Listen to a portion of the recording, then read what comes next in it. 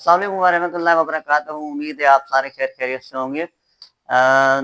OCD को ही continue करते हैं जल्दी से। मैंने आपको इससे पहले वाली वीडियो में बताया था कि ओसीडी कितनी टाइप्स की होती है, कितनी वेराइटीज होती है। It's really hard to explain one by one, बहुत हार्ड है वन बाय वन एक्सप्लेन करना, क्योंकि इससे पहले भी मैं आपको बता चुका हूँ। मैं किताबों में पढ़कर या वैसे आपसे डायरेक्ट मीन्स नॉलेज नहीं आपको मैं कैरी ऑन कर रहा, बल्कि ये प्रैक्टिकल डॉक्टर साहब के साथ जब मैं होता हूँ तो वहाँ पर पेशेंट आ रहे होते हैं, तो मैं उनकी प्रैक्टिकल कंडीशन देखकर समझ रहा होता हूँ ये ओसीडी है या कोई और मसला है या कुछ और है। लेकिन हमारा आज का टॉपिक है ओसीडी। मैंने इससे पहली वाली वीडियो में आपको रिलीजियस ओसीडी में जब बंदा चला जाता है या बंदी चली जाती है तो वो उसके लिए कितना खतरनाक हो सकता है या हो जाता है। आज मैं आपको बताऊंगा इसके अलावा, रिलीजियस ओसीडी के अलावा किस तरह की और भी ओसीडीज हैं जो आपकी लाइफ को डैमेज कर रही होती है। कैसे कर रही होती है?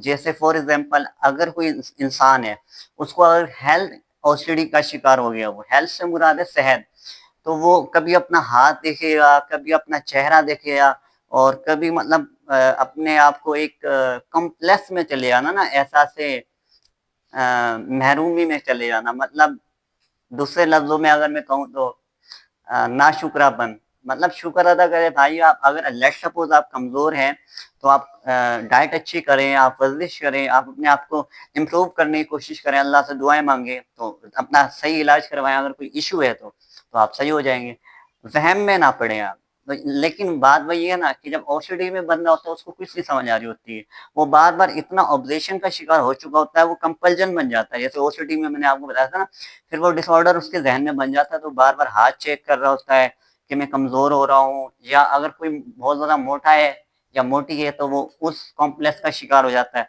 कि यार मेरा वेट बहुत बढ़ गया है, कहीं मेरे को कोलेस्ट्रोल का मसला ना हो जाए, कहीं मेरा हार्ट अटैक ना हो जाए, कहीं मेरा बीपी का इशू ना हो जाए, और दूसरी बहुत सारी डिजीज जो मोटापे से रिलेट करती हैं। अब वन बाय वन में बताऊंगा तो बहुत टाइम लग जाएगा, तो शॉर्ट बता रहा हूँ। तो हेल्थ ओसीडी ये होती है कि इसमें आपको कोई खतरा लग रहा होता है कि मुझे कुछ हो ना जाए, या मैं कमजोर हो रहा हूँ या मोटा हो रहा हूँ, या मुझे कोई बीमारी आ रही है, तो वो बीमारी वाली ओसीडी भी हो सकती है। और दूसरी ओसीडी की वैरायटीज आपको मैं बताता हूँ। रिलेशनशिप ओसीडी कितनी खतरनाक होती है, स्पेशली हस्बैंड एंड वाइफ में। क्लिनिक पे मैंने नाम तो नहीं ले सकते हो, लेना मुझे मुनासिब नहीं लगता, लेकिन मैं आपको नॉलेज देना चाह रहा हूँ अगर आप इसका शिकार हैं तो। क्लिनिक पे मैंने इस तरह के कपल देखे हैं कि वो बात मीन्स अल्लाह ना करे डाइवर्स तक चली गई, तलाक तक के।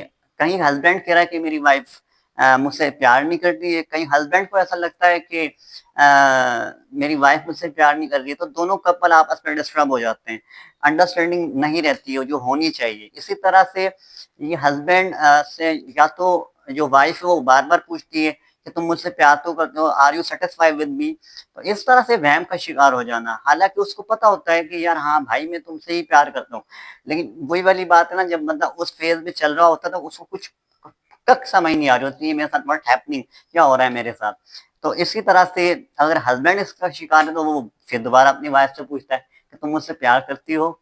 या इसी तरह से बहन है, भाई है, माँ है, बाप है, एक औलाद होती है ना जब ओसीडी का शिकार हो जाती है, वो पूछती है कि अब्बा वो मुझसे प्यार नहीं है, या अम्मा मुझसे प्यार नहीं करती है, वो सारा दिन डांटते रहते हैं, लड़ते रहते हैं। तो क्या है रीजन?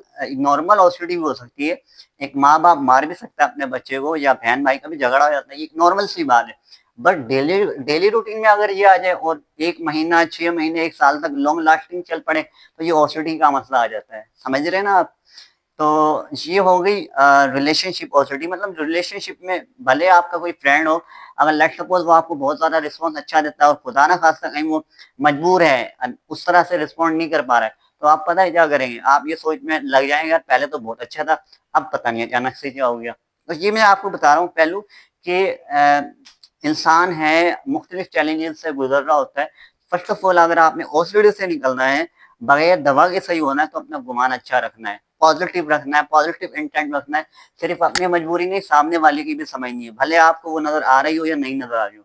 इसी तरीके से मतलब जॉब के हवाले से ओसीडी हो जाती है।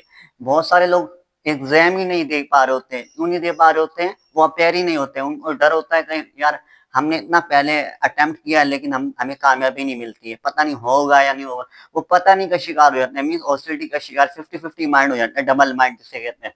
इसी तरीके से आपका इंसोम्निया में जब आप चले जाते हैं, नींद नहीं आ रही होती है, तो जब आप रात में नाइट में बेड पे लेटते हैं सोने के लिए, तो आपके जहन चलता रहता है, जिसको आजकल की नस्ल क्या कह रही है, ओवर थिंकिंग, है ना, ज्यादा सोचना।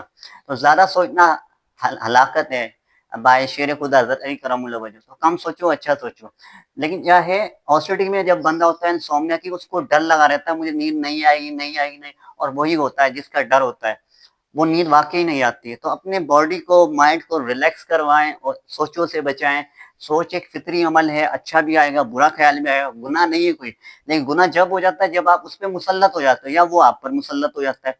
तो ना तो आपने नेगेटिविटी को इतना टाइम देना है कि वो आप पे मुसल्लत हो जाए, ना खुद ऐसी हरकतें करनी है कि खुदा ना खास्ता आपको किसी टफ फेज से गुजरना पड़े। सो बहुत कुछ है बोलने पर ओसिटी पर, लेकिन मैं आहिस्ता आहिस्ता आपको गाइड करता रहूंगा और इसका ट्रीटमेंट भी मैं आपको बताऊंगा।